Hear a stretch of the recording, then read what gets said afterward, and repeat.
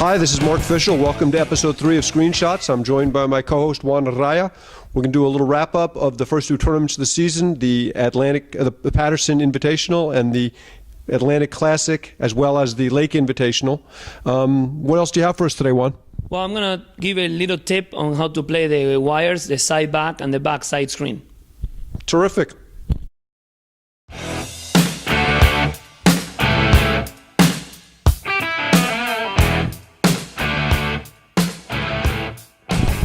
Okay, so Juan, we've had two tournaments played this year. We had the Patterson Open 2 weeks ago and Atlantic Classic last weekend. I know you played in both. I did not have the good fortune of being there. But what struck you at Patterson, and tell me something about some of the matches that you watched? Good. So I think Patterson was just, the weather was horrendous. Was really, it was raining in the morning. It was really hard conditions. You can ask Max. That we actually had our first match against them, and to be honest, Max sucked in that match. That's Max Le Pivert, for those of you who are not aware.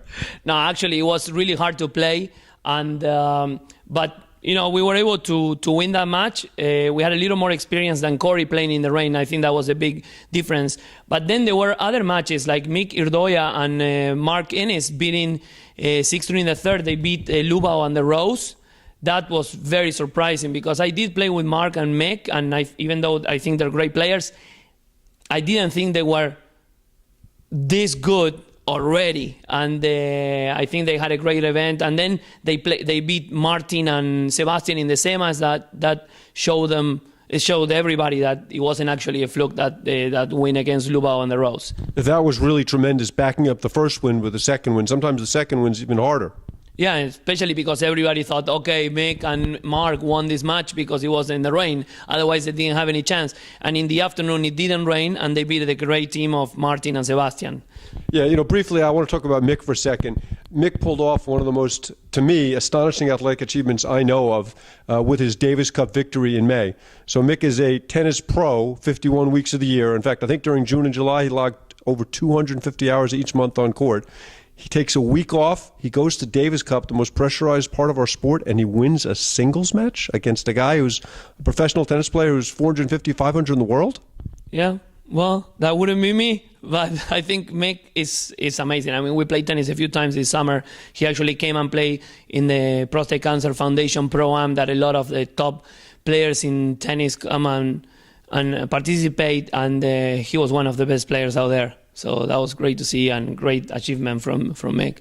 So back to Patterson. So in the quarters, after trashing Max and Corey in the 16s, in the quarters, who did you guys play? We trashed Carl and Faisal. I love playing Carl. No, we didn't trash Carl and Faisal. It was a good match. Actually stopped raining. The first set was very close, and then the second set, I think Carl realized that was Carl, and he started making mistakes. And then who did you guys play in the semis?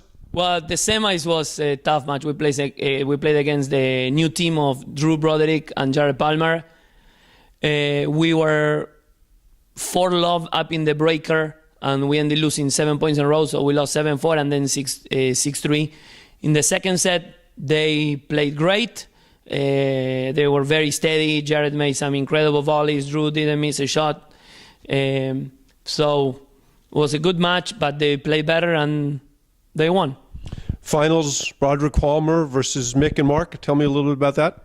Well, in that one, I didn't think the athleticism of and Mark's great skills was going to help them, because I knew that Drew and Jared were going to make Mick and Mark play paddle, and that's what happened. I watched the first 4 games of the match, and I think that Mark and Mick were already tired, or they were mentally prepared to play against Drew, that just keeps the ball going over the net and never misses, and it's just hard to play against him. Now, that's a really interesting point, and I'd like you to elaborate on it a little bit. How do you prepare to play against Drew Broderick versus preparing to play against somebody else? Don't ask me. I just lost the 2 matches this season against him. Okay, we'll find someone else to answer that question. Did you get to see any of the women's tournament? I did get to see a little bit of the semifinals. I got there to watch Roxy and Martina play Kerry Delmonico and Lauren Gavia. And when I got there, it was actually 4-4 and Roxy serving 40-15, and after that they lost 6-4, 6-love. So I think that it was my fault. So Roxy, I'm sorry about that, but I couldn't take it anymore after they lost like 7 points in a row, and I went to have lunch, and 10 minutes later Roxy came and she said that they lost 6-love. So Lauren and Kerry are very good players. I think Kerry is not as fast as she used to be. She did have a baby 3.5 months ago. That's the reason why I'm not saying that. But she is super smart on the court. And the final, I did watch it, and I think that Vicky's in a whole new level. She's in a different level from all the other women out there, and she was the difference maker. Even though Anna played well, she didn't make many mistakes, but Vicky was the difference maker. Well, obviously, one of the keys to being a successful platform team is knowing your role on the court. And Vicky is the playmaker and Anna is the setup person. I agree with that, and you could see that in the finals. Do you see, I mean, Lauren Gebbia is a remarkable talent. Do you see she and Kerry Delmonico being a team that could potentially give them problems down the road, maybe at Nationals? Or do you think that Anna and Vicky are just too good for everybody? Look, before we agree on doing this show, I knew I was going to get in trouble by commenting on people and saying things. But, you know, I am who I am, and all of you know me, and I always get in trouble. And we, the two of us, we get in a lot of trouble. I think that Lauren can challenge Vicky and Anna. I don't think Lauren can challenge Vicky and Anna playing with Kerry. Okay, so let's fast forward now to the Atlantic Classic. In the first round, you had a local team. Second round, round of 16, who'd you play against? We played against Mick and Mark. Mick Irdoya and Mark Ennis. I knew what we were expecting, so we tried to play a little bit of paddle. However, playing with Leonard, and he likes the fast pace and hitting hard, it wasn't easy to play paddle. So we won 6-3, 6-3. It was a good match. Some mistakes at the beginning, but then we kind of got it going and were able to win that match. Leonard played, you could see that he was already playing a lot better than the previous weekend. He was getting into paddle mode. So we won that match. And then on the same side were Rupert and Wright playing Falatec and Nashdaq. When we left, they were, I think the third game of the second set was like 20 minutes long. And after the 90th lob in the same point from Rusty and Roops, I decided to leave because I was about to commit suicide. So Falatec and Nashdaq ended up winning that match.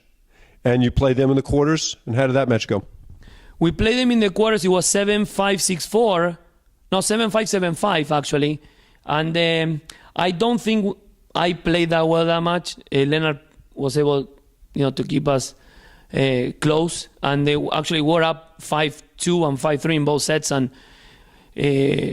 what's happening is we're trying to end the points too quickly, and we're making a lot of mistakes. And but then when the match gets close, we start playing paddle. So we got to 5-5 in both sets, and we actually won the next two games in each set. So there was a real good quarterfinal matchup between Martin Bostrom and Sebastian Bredberg against Mike Cochran and Scott Estes. Did you get to see any of that match? Yeah, actually, we were waiting for that court to play our quarterfinals match against Falatec and Nashdaq. They started early. The first set was a close set, and then in the second set, it seemed like Cochran and Estes were just getting it done. It was 5-2, and so at 3-2, actually, Falatec and Nashdaq wanted to start playing, and we wanted to get going too. So we went to the court, and we started warming up, and the tournament directors wanted us to switch courts. So we said, okay, when they finish, we switch courts. So then I asked the score to Sebastian, how they were doing, and Sebastian said we're 5-2 down. So I said, okay, that's it, done. Let's just wait for a little bit because we're gonna go on the court soon. And all of a sudden they kept playing points. So we decided to start. They got it to 5-5, and then they ended losing 7-5 in a good second set. I saw 3 games there because we were waiting for the court, No, I think that Sebastian and Martin started playing slower, and Cochrane started making some mistakes. Did you see any of the other quarterfinals, maybe the Lubau DeRose quarter or the Broderick Palmer quarter? I saw a little bit of the Broderick and Palmer, and they're. I understand Max played very well in that match. Max, I don't think that Max nor Corey played very well. I don't think they were, once again, mentally prepared to play against a team that keeps every ball in play, and the best shot you hit from the backcourt, Jared will volley it no matter what happens. Okay, so now we're in the semis. Let's talk about your semi first. You guys played against Lubao de Rose. I know that's a matchup you're very fond of. Yeah, we like playing against those guys. They have, I think, that similar style because they like to play fast and they like to hit the ball. But we were on fire. That was the best match we played probably in the last 2 seasons. We couldn't miss a shot even if we wanted to. I was trying to hit the ball over the fence, but somehow the ball was staying in. And in the second set, we won the first 16 points. 16 consecutive points? We won the first 16 points. And then Leonard actually hit a great return. The Rose volleyed, and then Leonard missed a blitz in the net. And Leonard was blitzing? Leonard was blitzing. That's how fast he was on Saturday. And so he missed the blitz in the net, and he started complaining, and Luba goes, come on, that was the first point we win in the second set. So 16-1, he goes. And I wasn't even counting, but then from outside the court, they were saying that we only lost 2 points in the second set. Wow.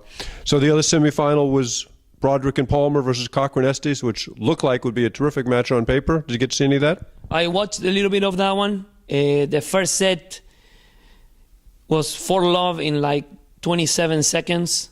And then I saw Drew missing a drive of a backside wire that the ball was hitting pretty high. And he was like, no. And he lost the game. So I said, okay, this is getting closer. But it was just 4-1 to go 4-1. So they won 6-1, 6-love that match. Jared and Drew are playing amazing paddle. I got to say, that was one of the scores of the tournament that surprised me the most, because Cochran Estes are a real smart team. They're very good at adjusting, as we saw last year in Pittsburgh. Estes is a very smart player. Okay, so Estes is a very smart player. Did Scott think to adjust? I mean, there were any changes they made in that match? Or they won one game? I don't think they could do anything that would hurt Broderick and Palmer. I mean, they were on fire this weekend. They lost only 8 games in the entire weekend. So the finals, you guys ended up losing 3-1. Yeah. How'd that match go? I don't know yet. So next time you play Drew and Jared, do you have a strategy that's going to make it more effective since you're 0-2 this year? Well, we're trying to figure it out. I think that at Patterson we had a better chance. This match, I don't think Leonard played that well, and he knows this. I told him already. But then on the other hand, I knew he wasn't playing well, and I couldn't do anything to help him. I started becoming a lobbying machine because I didn't want to make more mistakes. And then, that doesn't work. I had to help him somehow, and I couldn't figure it out. So it wasn't a great match for us. We were coming back in the first set. We were down 4-1, and then we come back to, I was serving 3-4, 40-15, and we missed 2 easy shots. And that turned things around. All of a sudden, we're 6-3, 5-love down.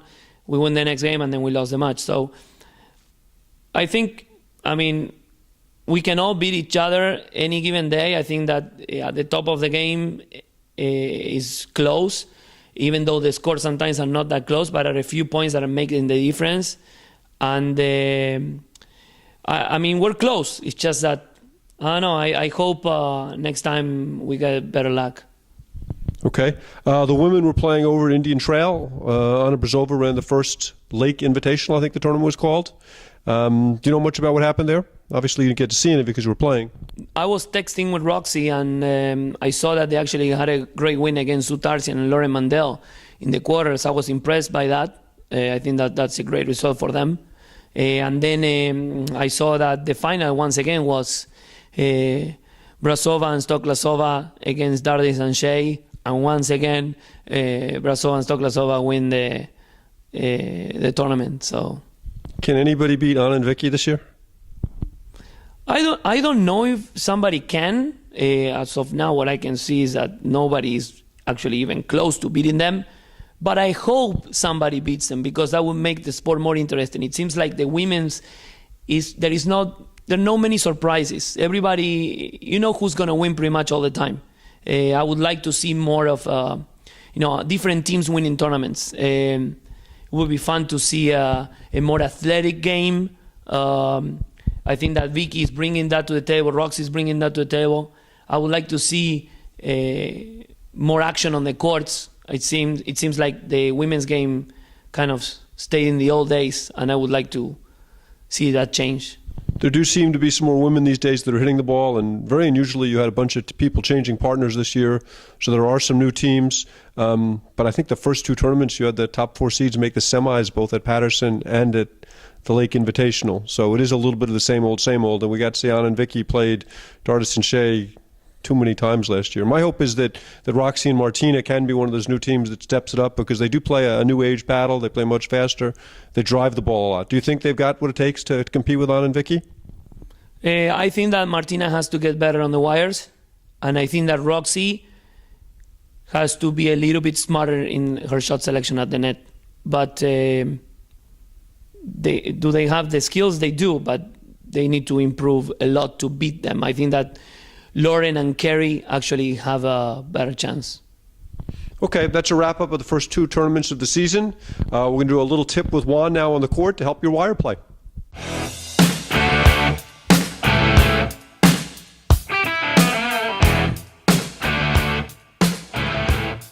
I'm Juan Araya. I'm going to go over a few tips on how to play the side back screen first. We usually transition from the tennis courts into the paddle courts, and we try to play like mini tennis, trying not to use the wires, but that's a mistake. So I'm going to give you a few tips on how to play the side back screen now in order to play proper paddle. So the first thing we want to focus is we want to recognize that the ball is going to be a side back screen. How do we recognize that? When the ball bounces past the halfway point of this panel, and depending on the speed of the ball, we can see if the ball is going to get to a second screen or not. Now, if we're standing in our home, that would be this, the home base on the two court, and we recognize the ball is going to be a side back screen. A common mistake that we see is that people tend to run towards the ball, and when you do that, you find yourself way too close to the ball or backwards to the court, and then you can't to the spot where it's not about going towards where the ball is, it's more about moving towards where the ball is going to be. So in that case, if we recognize the ball is going to hit this screen and then it's going to come to this screen, then the ball is going to end somewhere in here. If I'm in my home base here, I will want to move backwards this way, and then take little steps to adjust depending on the speed of the ball to try to get behind the ball, and then pick my targets, either to go down the line, cross court if I want to set up my next shot, down the line if I want to set up my partner shot, or if I see my opponents off the net and I have a ball that is relatively high, I can probably try to drive it. So if I want to show you how to play this screen, I'm going to have Mark feed some balls to me and show you what my first step will be. As you could see, my first step is a backward step, and then I'm letting the ball come to me, and I'm lobbing the ball straight up in the air. I'm not really moving too much, just taking one step, and then I'm lobbing the ball. This is very simple, but the important part of this is that my first step is a backward step instead of running towards where the ball is.